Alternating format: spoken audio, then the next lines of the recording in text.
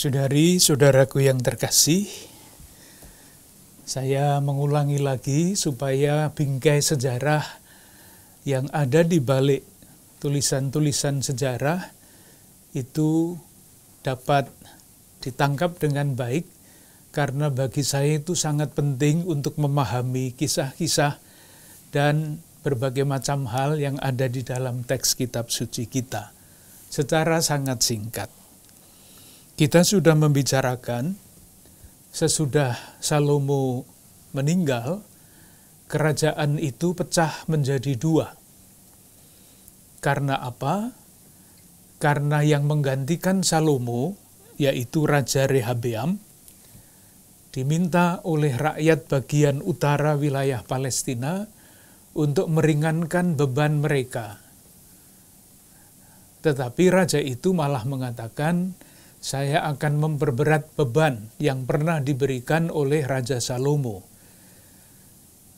Oleh karena itu, suku-suku di bagian utara tidak mau bergabung di bawah kekuasaan Raja Rehabeam, tetapi mengangkat seorang raja sendiri yang namanya Yerobeam. Yerobeam ini perlu mengkonsolidasikan kerajaan yang di utara yang ia pimpin. Apa yang dia lakukan supaya orang-orang yang ada di bawah kekuasaannya tidak terus kembali ke Yerusalem untuk beribadah, maka dia mendirikan tempat ibadat yang baru, yaitu di dua kota, Betel dan Dan. Dan ini nama kota. Tetapi apa yang dia lakukan mungkin untuk menarik masyarakat, rakyat supaya pergi ke tempat ibadah yang baru itu, ia memasang di dalam tempat ibadah itu patung dua anak lembu emas. Maksudnya, karena wilayah utara itu sebagian besar, katakanlah 50%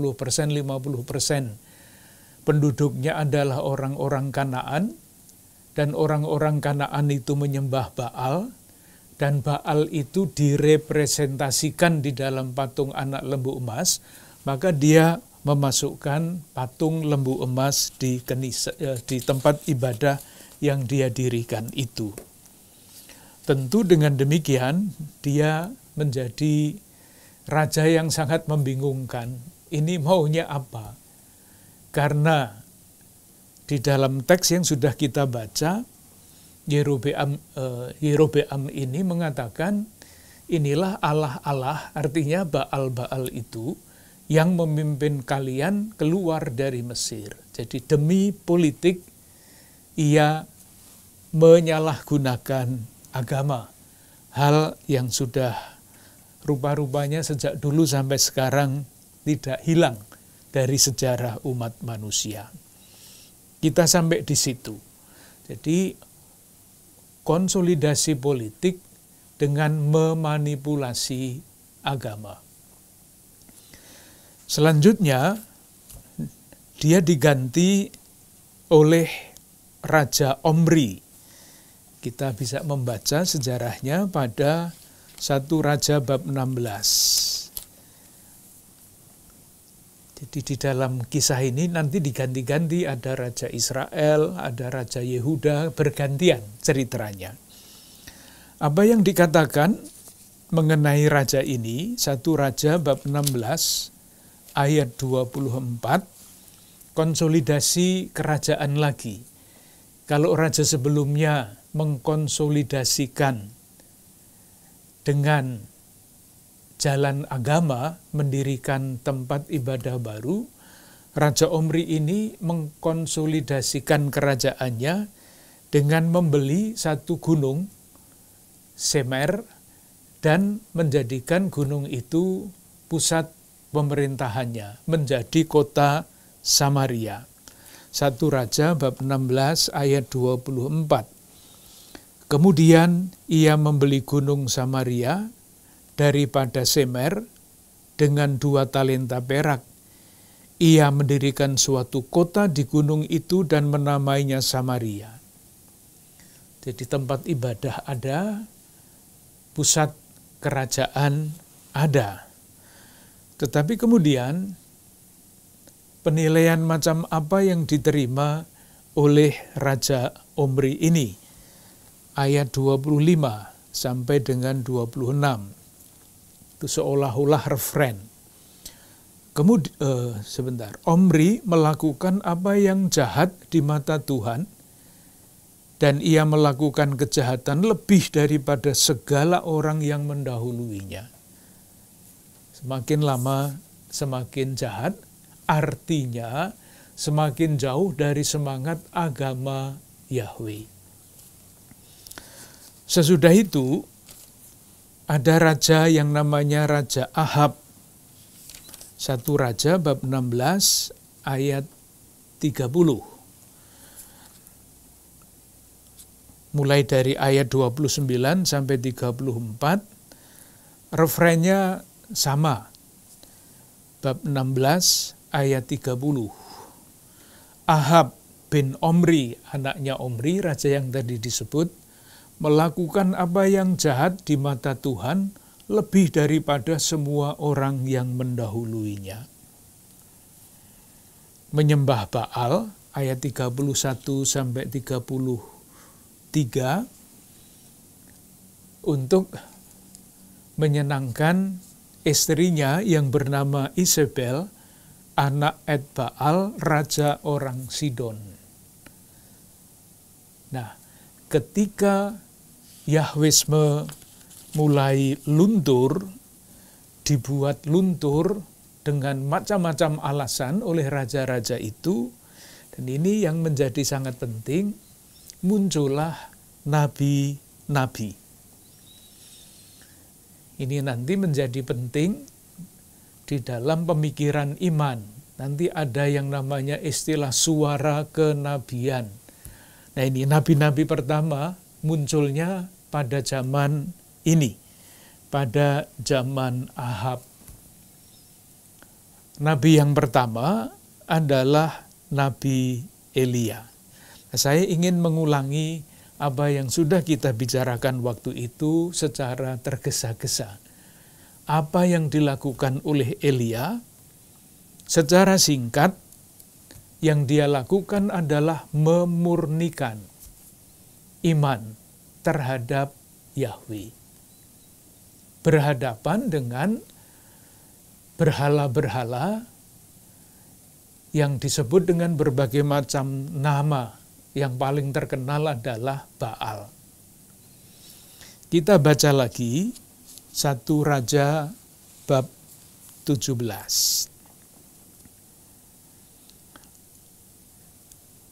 Kita lihat saja bagaimana perutusan Elia.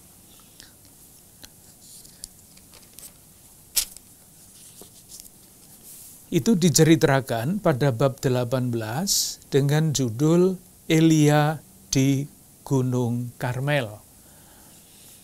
Dan pendahuluannya ayat 16-19 disebut Elia bertemu dengan Ahab, raja itu, raja yang dianggap sangat jahat di Israel. Elia dituduh telah merusak kerajaan Israel, kerajaan utara. Itulah yang dikatakan ayat 17 bab 18. Segera sesudah Ahab, raja itu, melihat Elia, ia berkata kepadanya, "Engkaukah itu yang mencelakakan Israel?" Elia dituduh mencelakakan Israel. Apa jawab Elia ayat 18? Bukan aku yang mencelakakan Israel, melainkan engkau ini dan kaum keluargamu, sebab kamu telah meninggalkan perintah-perintah Tuhan, dan engkau ini telah mengikuti Baal. Nah, untuk membuktikan bahwa pemujaan Baal itu keliru, mulailah drama yang diceritakan pada ayat 20 sampai dengan ayat 46 ini. Kita lihat ya dramanya seperti apa, mudahnya begini. Baal itu mempunyai nabi. Yahwisme juga mempunyai nabi. Tidak dikenal nabi-nabi itu namanya siapa. Nah, nabi-nabi Baal itu yang didukung oleh raja membunuh nabi-nabi Yahwisme. Tinggal seorang nabi yang namanya Elia. Tentu kalau dilihat jumlahnya, Elia pasti kalah. Tetapi apa yang terjadi dijelaskan, diceritakan pada kisah ini. Nabi-nabi Baal, saya baca ayat 26. Pertandingannya, dramanya dimulai pada ayat sebelumnya. Ayat 22. Lalu Elia berkata kepada rakyat, hanya aku seorang diri yang tinggal sebagai nabi Tuhan. Padahal nabi-nabi Baal itu ada 450 orang banyaknya. Namun baiklah diberikan kepada kami 2 ekor lembu jantan. Biarlah mereka memilih seekor lembu, memotong-motongnya, menaruhnya ke atas kayu api, tetapi mereka tidak boleh menaruh api. Aku pun akan mengolah lembu yang seekor lagi, meletakkannya ke atas kayu api dan juga tidak akan menaruh api. Kemudian biarlah kamu memanggil nama Allahmu dan aku pun akan memanggil nama Tuhan.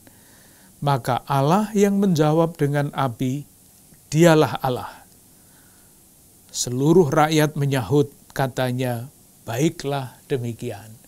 Jadi ini pertandingan 1 lawan 450. Nabi-nabi Baal diberi kesempatan lebih dulu untuk menunjukkan kuasa Baal.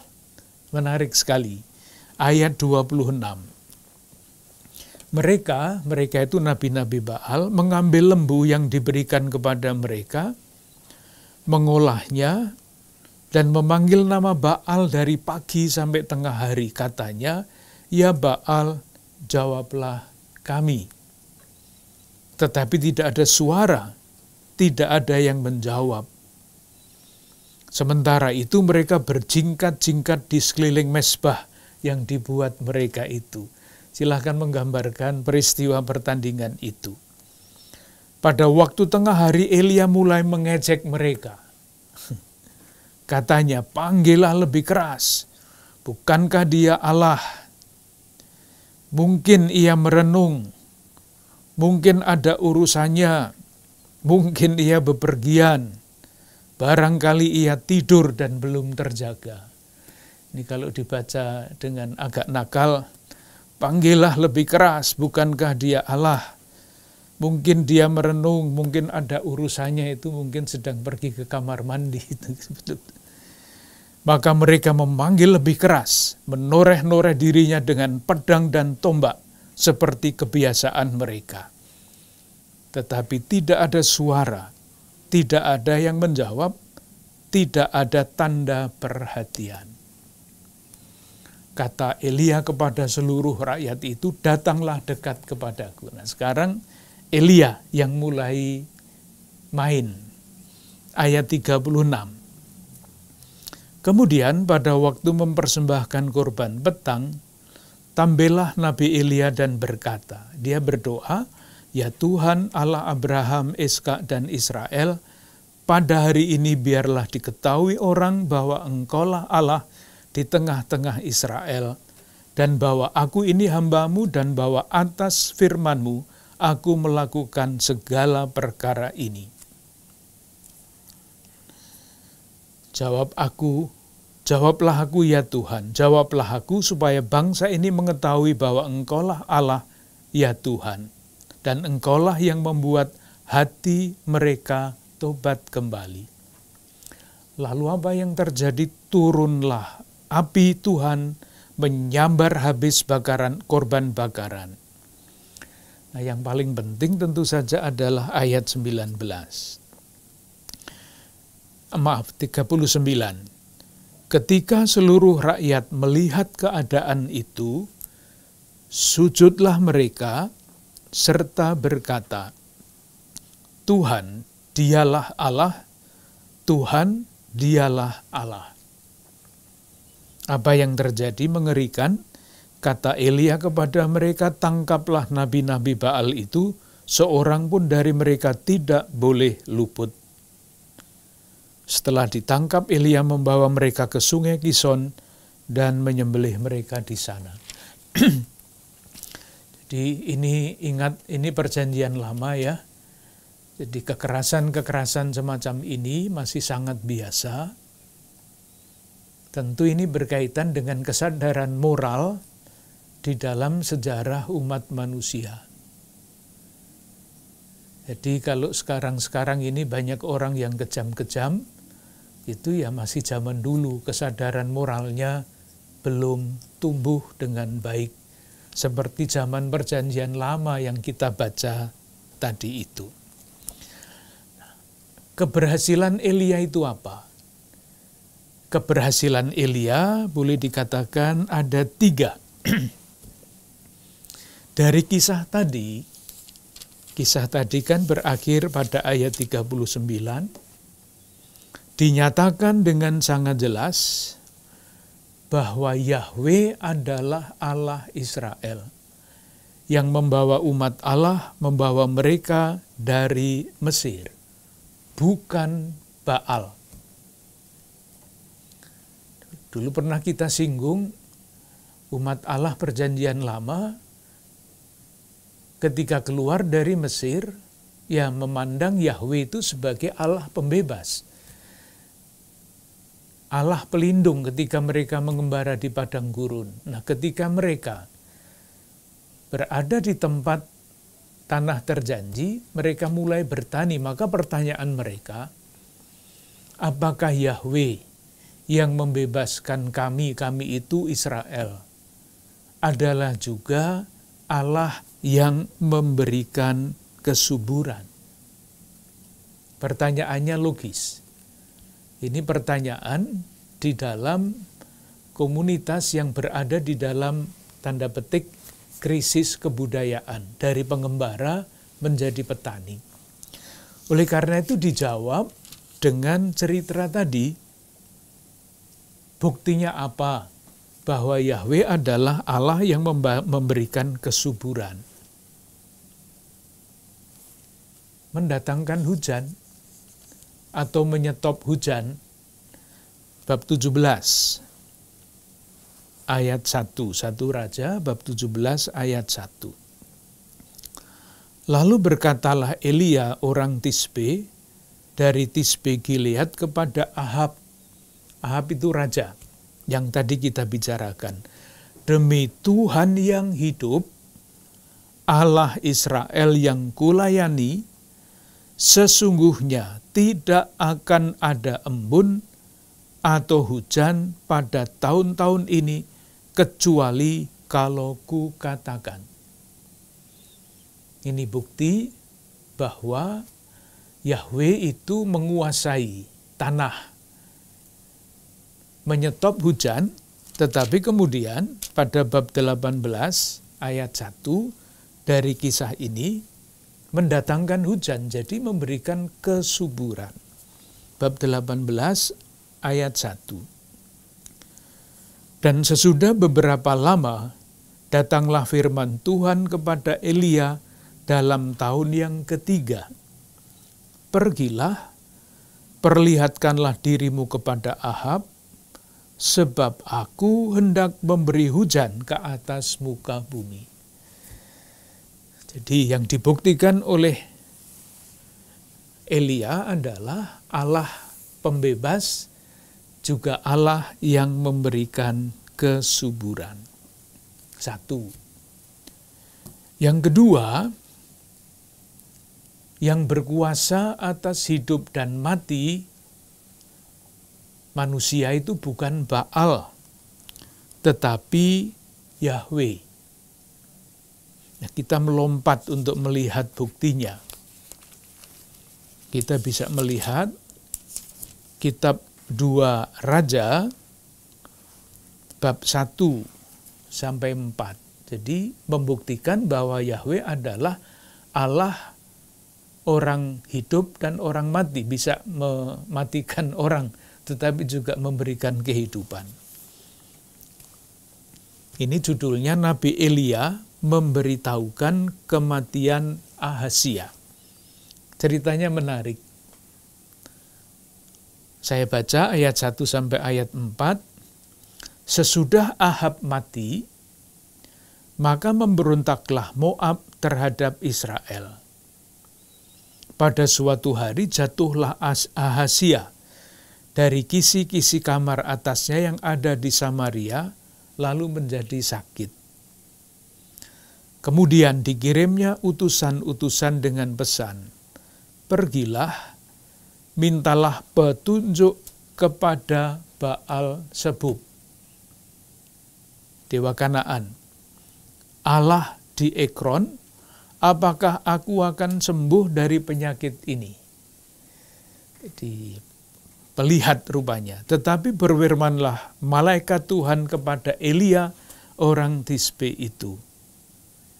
Bangunlah, berangkatlah menemui utusan-utusan Raja Samaria, dan katakanlah kepada mereka, ini masalahnya, apakah tidak ada Allah di Israel, sehingga kamu ini pergi untuk meminta petunjuk kepada Baal Sebub, Allah di Ekron. Sebab itu beginilah firman Tuhan, engkau tidak akan bangun lagi dari tempat tidur di mana engkau berbaring, sebab engkau pasti akan mati. Jadi Raja Israel itu tanya kepada pelihat pemuja Baal Sebul yang datang, Elia mengatakan kamu pasti akan mati. Tidak usah tanya kemana-mana, jawabannya jelas. Dan itulah yang dikatakan pada ayat 16 dari bab yang sama. Berkatalah Elia kepada raja, beginilah firman Tuhan, oleh karena engkau telah mengirim utusan-utusan untuk meminta petunjuk kepada Baal Sebub, Allah di Ekron, seolah-olah tidak ada Allah di Israel, untuk ditanyakan firman-Nya, maka sebab itu engkau tidak akan bangun lagi dari tempat tidur di mana engkau berbaring, sebab engkau pasti akan mati. Jadi ini kelanjutan pertandingan antara Baal dan Yahwe. Yahwe bukan Baal, adalah Allah yang memberikan, yang menentukan hidup dan mati. Yang ketiga, Raja Israel tidak boleh memerintah dengan gaya Kanaan. Ilustrasinya, kita semua tentu sering mendengar kisah ini, kalau hafal mungkin tidak, yaitu tentang kebun anggur Nabot, 1 Raja bab 21. Jadi Raja Ahab itu kepingin kebun anggurnya Nabot, maka mau diminta, tetapi Nabot tidak mengizinkan. Laporlah dia kepada istrinya Isabel. Isabel yang mengatur sehingga Nabot dibunuh, sehingga kebun anggurnya bisa diberikan kepada Raja Ahaz itu. Cerita zaman dulu masih sering terulang pada zaman sekarang persis.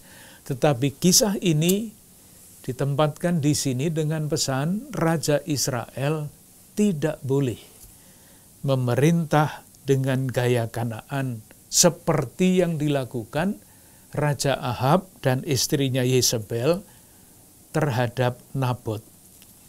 Kita baca 2 ayat saja supaya nanti dibaca sendiri, ini dijadikan drama bagus sekali. ayat 2-3. Berkatalah Ahab kepada Nabot, berikanlah kepadaku kebun anggurmu itu, supaya kujadikan kebun sayur, sebab letaknya dekat rumahku. Aku akan memberikan kepadamu kebun anggur yang lebih baik daripada itu sebagai gantinya. Atau jika engkau lebih suka, aku akan membayar harganya kepadamu dengan uang.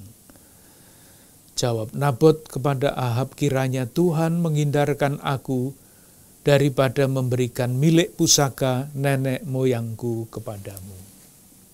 Tidak mau. Lalu direkayasalah mulai ayat 7. Kata Isabel istrinya kepada Ahab, bukankah engkau sekarang yang memegang kuasa raja atas Israel? Bangunlah, makanlah, biarlah hatimu gembira. Aku akan memberikan kepadamu kebun anggur Nabot orang Yisrael itu. Lalu direkayasalah, akhirnya Nabot dibunuh, kebun anggur diberikan kepada Raja Ahab. Jadi, nabi yang disebut namanya pertama, Elia, mempunyai peran besar seperti itu, memurnikan Yahwisme. Itulah sebabnya di dalam perjanjian baru, nama Elia ini sering disandingkan dengan Musa. Kita lihat salah satu teks, salah satu saja, Injil Markus bab 9, ayat 2-13. Itu peristiwa Yesus dimuliakan di atas gunung. Ayat 5. Kata Petrus kepada Yesus, Rabi, betapa bahagianya kami berada di tempat ini. Baiklah kami dirikan 3 kemah, 1 untuk engkau, 1 untuk Musa, dan 1 untuk Elia. Ayat 4. Maka nampaklah kepada mereka Elia bersama-sama dengan Musa. Kenapa 2 nama itu disandingkan? Musa itu mewakili perjanjian Sinai yang memberikan hukum kepada umat Allah, perjanjian antara Allah dan umatnya. Elia itu adalah nabi yang kembali kepada hukum Musa, memurnikan iman akan Yahweh di tengah-tengah kecenderungan sinkretisme, memasukkan beberapa macam unsur tanda petik dari bangsa-bangsa setempat ke dalam agama Yahwisme, termasuk yang tadi disebut beberapa kali dengan nama Baal.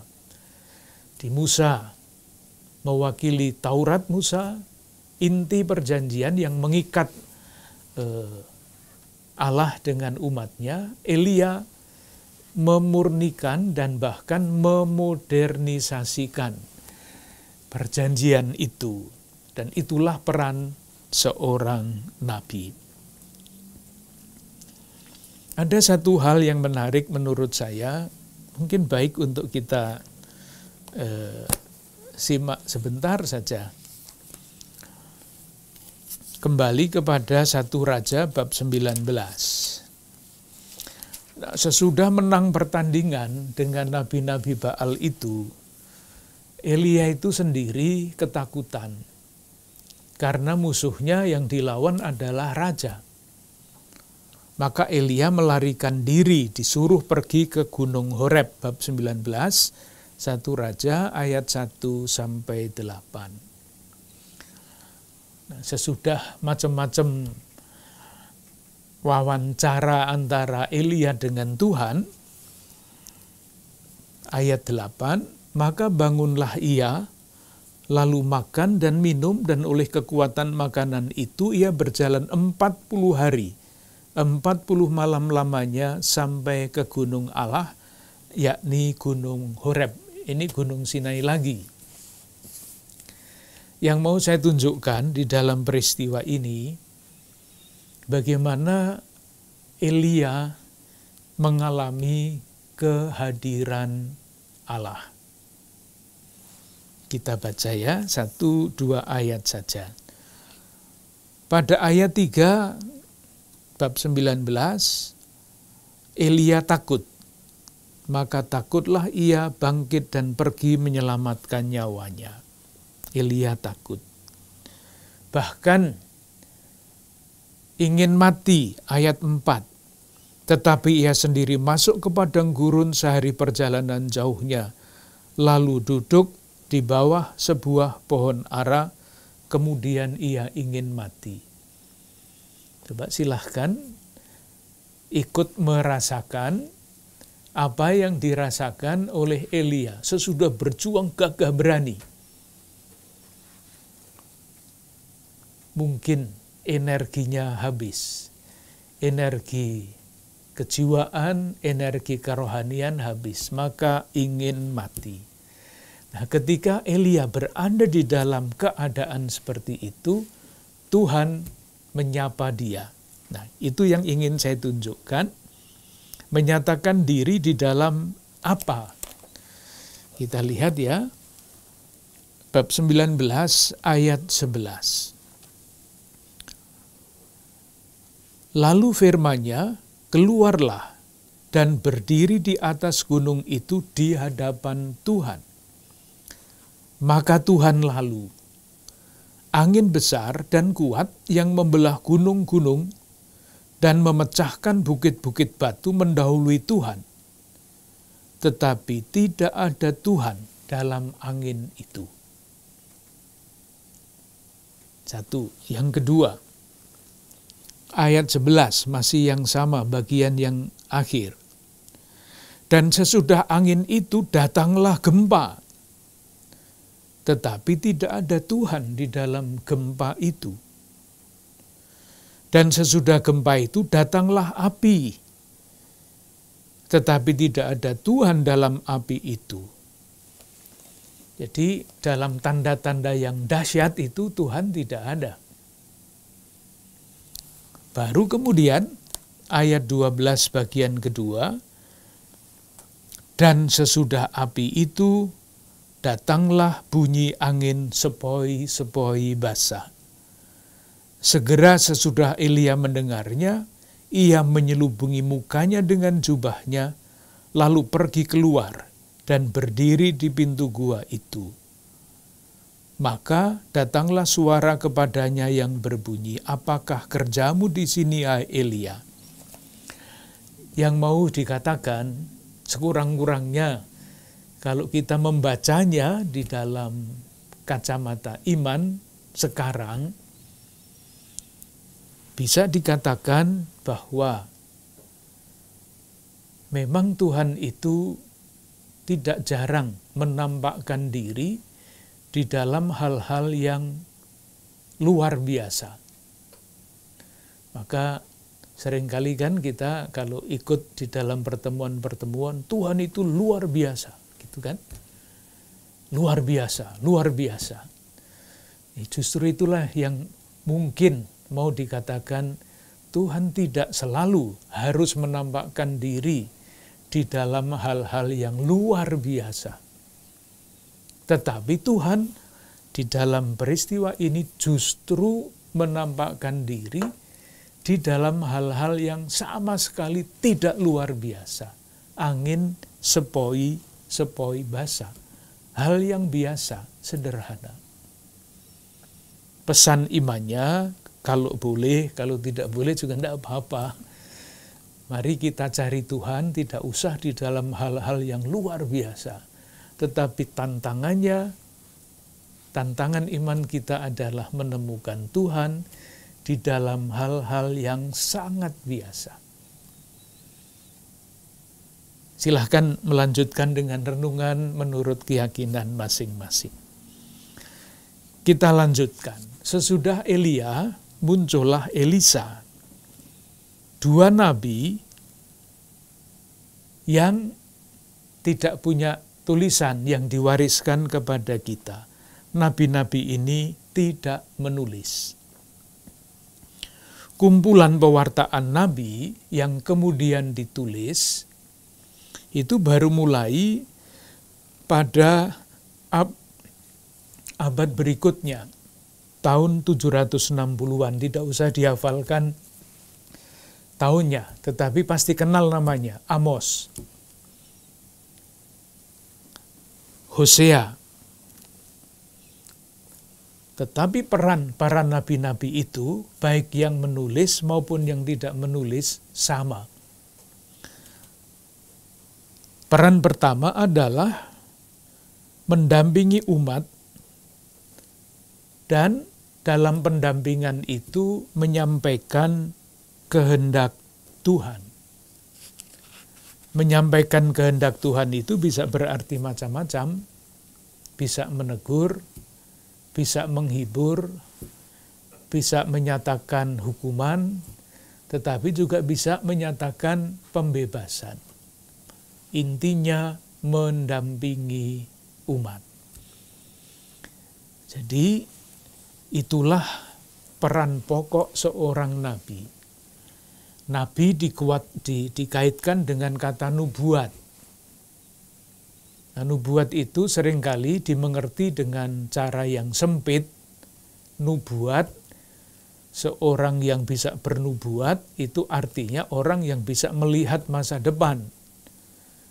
Meramal, kurang lebih seperti itu bukan tugas seorang nabi. Tugasnya adalah menyampaikan kehendak Tuhan. Kok tahu nabi itu kehendak Tuhan itu apa? Persis itulah yang namanya karisma kenabian. Tidak semua orang mempunyai karisma itu. Raja pasti tidak punya. Karena justru ketika raja-raja Israel ini bertindak jahat, nabi mengingatkan mereka mengenai kehendak Tuhan. Seorang nabi adalah seorang yang sehati, seperasaan dengan Tuhan. Oleh karena itu, meskipun yang dia sampaikan itu adalah kata-katanya, yaitu nabi, tetapi dia bisa mengatakan, demikianlah firman Tuhan. Karena apa? Karena seorang nabi berkat karisma kenabian adalah pribadi yang sehati, seperasaan dengan Tuhan. Apakah itu karunia yang begitu saja diberikan? Ya tidak. Karisma kenabian, anugerah kenabian itu memang anugerah, tetapi pasti dirawat dan dikembangkan oleh nabi itu. Di dalam doa, di dalam kontemplasi, di dalam segala macam cara mempertahankan supaya karisma itu tidak luntur. Jangan-jangan nanti yang disampaikan bukan lagi kehendak Tuhan, tetapi karena karismanya luntur, karena tidak dirawat, yang disampaikan nanti bisa entah kehendaknya siapa. Nanti bisa menjadi nabi-nabi palsu.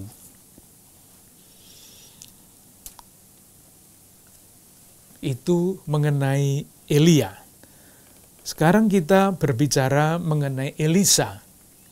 Elisa itu tampil pada tahun 853 sampai tahun 800. Yang dilakukan oleh Nabi Elisa, sekali lagi Nabi ini tidak menulis, adalah pemurnian Yahwisme, menyingkirkan Baalisme. Bedanya dengan Elia apa? Ketika Elia tampil, ia bertabrakan dengan Raja Ahab, pemuja Baal. Ketika Elisa tampil, Yang menjadi raja namanya Yehu. Bisa dibaca pada apa ya? 1 Raja bab 19, kita coba lihat.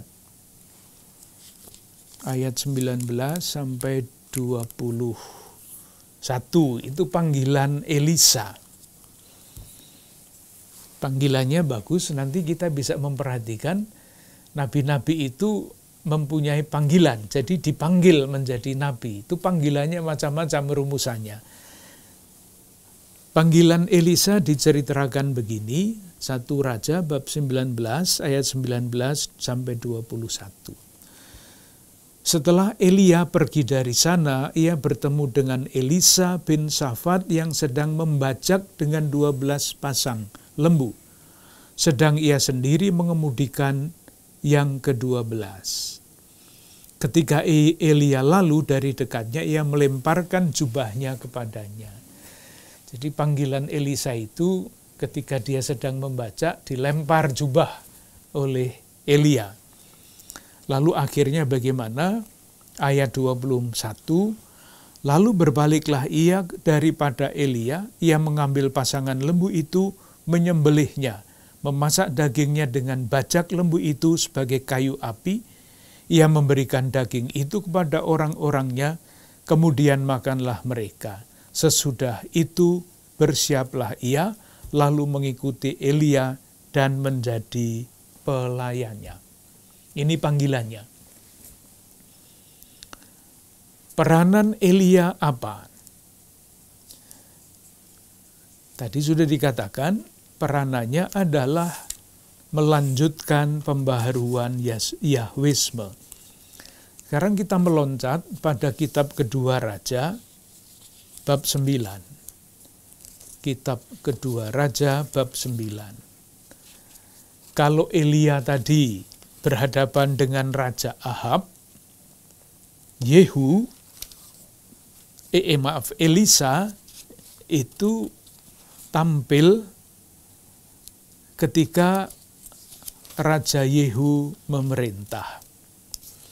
2 Raja bab 9 ayat 1. Bagaimana Yehu itu dilantik. Bab 9 ayat 1 sampai 3. Kemudian Nabi Elisa memanggil salah seorang dari rombongan nabi dan berkata kepadanya, ikatlah pinggangmu, bawalah buli-buli berisi minyak ini dan pergilah ke Ramos Gilead. Apabila engkau sampai di situ, carilah Yehu bin Yosafat bin Nimsi. Masuklah, ajak dia bangkit dari tengah-tengah temannya dan bawalah dia ke ruang dalam. Kemudian ambillah buli-buli berisi minyak itu, tuangkan isinya ke atas kepalanya dan katakanlah, beginilah firman Tuhan, telah kuurapi engkau menjadi raja atas Israel. Tugasnya Yehu apa? Nah ini kejam lagi. Ini masih berkaitan dengan Raja Ahab ayat 6. Bab 9 ayat 6. Lalu bangkitlah Yehu dan masuk ke dalam rumah. Nabi muda itu menuang minyak ke atas kepala Yehu, serta berkata kepadanya, beginilah firman Tuhan Allah Israel. Telah kuurapi engkau menjadi raja atas umat Tuhan, yaitu orang Israel. Nah sekarang, maka engkau akan membunuh keluarga tuanmu Ahab. Dan dengan demikian, aku membalaskan kepada Isabel darah hamba-hambaku, nabi-nabi itu, bahkan darah semua hamba Tuhan. Ini tugasnya Yehu seperti itu. Itu tugas suci. Kembali lagi, ini zaman dulu. Ini zaman perjanjian lama. Ketika kesadaran moral manusia masih rendah. Tugas itu dilaksanakan apa tidak? Iya. Namanya tugas dari Tuhan. Bab 10 ayat 17. 2 Raja bab 10 ayat 17. Setelah Yehu sampai di Samaria, maka ia membunuh semua orang yang masih tinggal dari keluarga Ahab di Samaria. Ia memunahkannya sesuai dengan firman yang diucapkan Tuhan kepada Elia. Maka dulu pernah terjadi kitab suci Perjanjian Lama itu dilarang dibaca di dalam lingkungan-lingkungan yang kesadaran sukunya, pembalasan, pembunuhan itu masih sangat hidup. Dan nanti kalau membaca barang-barang seperti ini, lah saya kan hanya melakukan seperti yang dilakukan di dalam Perjanjian Lama. Ada waktunya itu. Moga-moga sekarang sudah tidak ada lagi bangsa-bangsa yang seperti ini. Buahnya apa? Buahnya penyembahan terhadap Baal oleh Raja Yehu dengan dukungan Elisa dihapuskan. Itu diceritakan pada bab 10, 2 Raja bab 10 ayat 18 sampai 36. Kita baca 1-2 ayat. Ayat 18. Kemudian Yehu mengumpulkan seluruh rakyat, lalu berkata kepada mereka, "Adapun Ahab masih kurang beribadah kepada Baal, tetapi Yehu mau lebih hebat beribadah kepadanya." Ini trik. Jadi nanti Yehu itu mengumpulkan semua pengikut Baal di dalam suatu tempat, seolah-olah dia mengikuti Ahab menyembah Baal, tetapi sesudah semua penyembah Baal itu dikumpulkan, akhirnya semuanya dibunuh. Ayat 28. Demikianlah Yehu memunahkan Baal dari Israel. Yang berikutnya, Raja Yerobeam. Diceritakan pada 2 Raja bab 14. Ayat 23 dan seterusnya. Yerobeam ini mempunyai peranan besar di dalam bidang politik. Kuat tentaranya, wilayahnya diperluas. Kita baca ya, bab 14, ayat 25 misalnya. Ayat 25. Ia mengembalikan daerah Israel dari jalan masuk ke Hamat sampai ke Laut Arabia sesuai dengan firman Tuhan Allah Israel yang telah diucapkannya dan selanjutnya. Jadi secara politik, Raja Yerobeam ini mempunyai peranan penting, mengalahkan kembali, merebut kembali wilayah-wilayah tanah terjanji yang dikalahkan oleh kerajaan-kerajaan kecil di sekelilingnya. Tetapi ayat 28. Selebihnya dari riwayat Yerobeam dan segala yang dilakukannya dan kepahlawanannya, bagaimana ia berperang dan bagaimana ia mengembalikan Damsyik dan Hamat Yehuda ke dalam Israel, bukankah semuanya itu tertulis dalam kitab sejarah raja-raja Israel? Bersamaan dengan itu,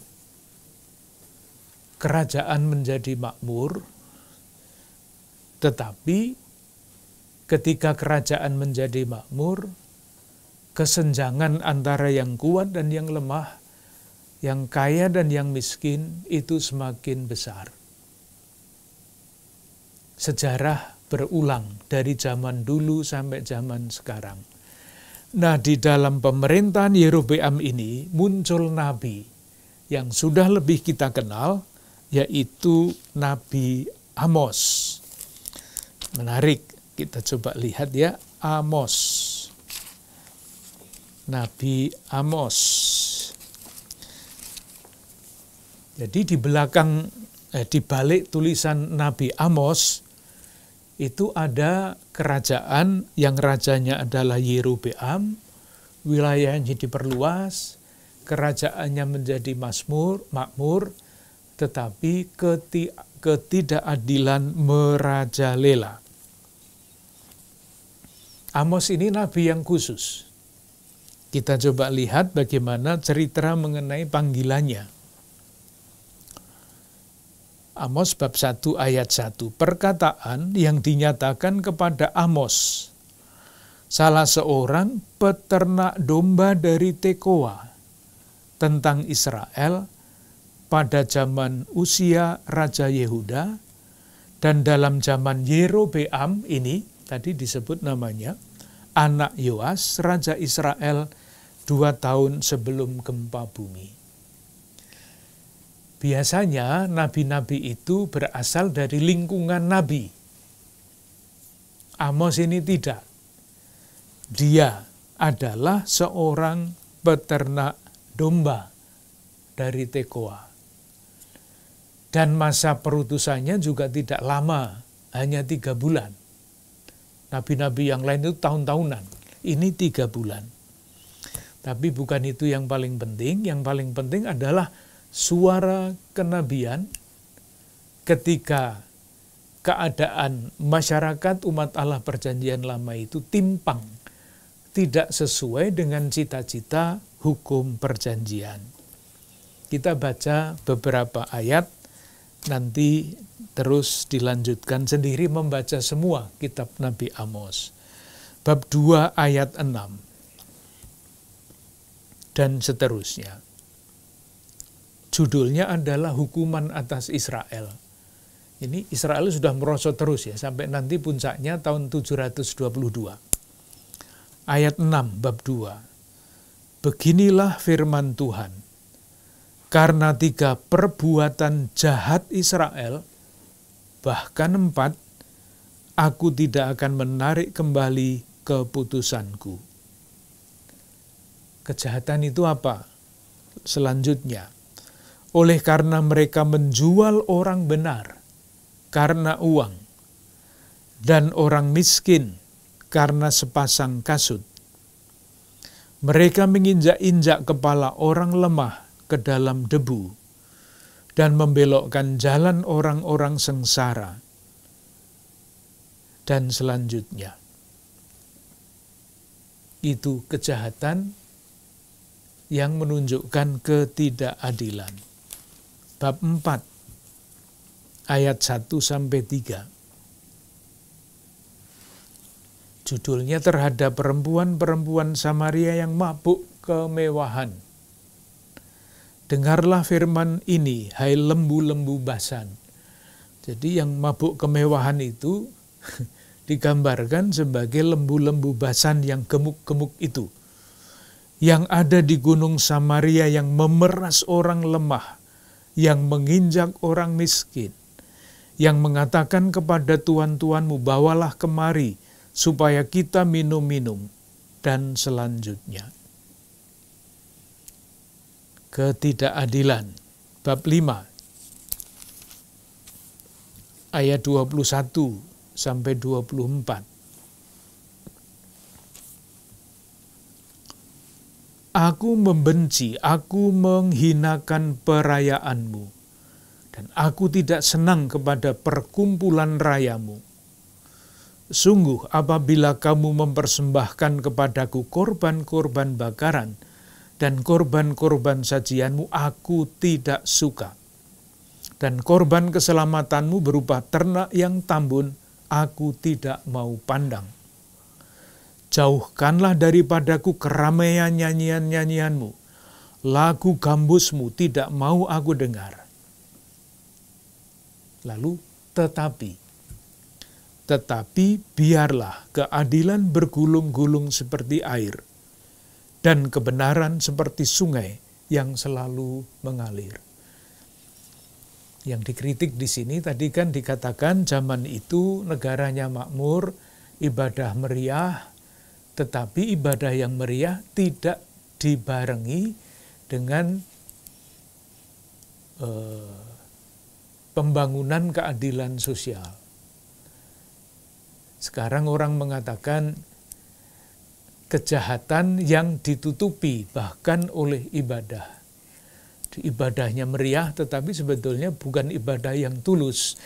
Itu semua untuk menutupi kejahatan. Jadi Amos ini sangat keras di dalam hal itu. Nabi yang kedua yang muncul pada zaman itu adalah Nabi Hosea. Maka harus dicari Nabi Hosea. Hosea tidak berbicara banyak dan keras mengenai keadilan sosial. Yang disasar oleh Hosea adalah rasa perasaan umat Allah perjanjian lama itu. Hosea mau mengatakan, kalau misalnya saya Hosea ya, saya itu nggak bisa memahami kenapa kamu melakukan itu. Tuhan sudah begitu mencintai kamu, tetapi mengapa kamu membalas Tuhan yang mencintai itu dengan kelakuanmu yang seperti itu? Nah, daripada saya omong sendiri, kita baca saja Hosea bab 11. Itulah yang tadi saya coba ceritakan.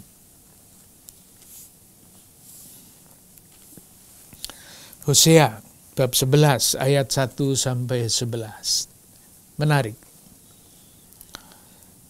Ketika Israel masih muda, kukasihi dia. Dan dari Mesir kupanggil anakku itu. Ini sikap Allah kepada umat Allah perjanjian lama. Dari Mesir kupanggil anakku itu. Ketika Israel masih muda, kukasihi dia. Apa yang terjadi? Ayat 2. Israel tidak setia. Makin kupanggil mereka, makin pergi mereka itu dari hadapanku. Ayat 7 sama. Umatku betah dalam membelakangi aku. Mereka memanggil kepada Baal dan berhenti meninggikan namaku. Dikasihi, dibalas dengan ibadah kepada Baal. Nah, karena itu, maka mereka akan dihukum. Ayat 5. Mereka harus kembali ke tanah Mesir, dan Asyur akan menjadi raja mereka, sebab mereka menolak untuk bertobat. Jadi kembali ke Mesir itu bukan dalam arti geografis kembali ke tanah Mesir, tapi Mesir itu tanah perbudakan. Nanti pada tahun 722, masyarakat atau rakyat kerajaan utara semua dibawa ke Asyur, ke tanah pembuangan. Meskipun demikian, ayat 8 sampai selanjutnya, sampai 11. Allah mengasihi, Israel berdosa, akan dihukum, tetapi kasih Allah akan tetap untuk selama-lamanya. Kasih Allah tetap berlangsung dan Allah setia. Ayat 8. Masakan aku membiarkan engkau, hai Efraim, menyerahkan engkau, hai Israel.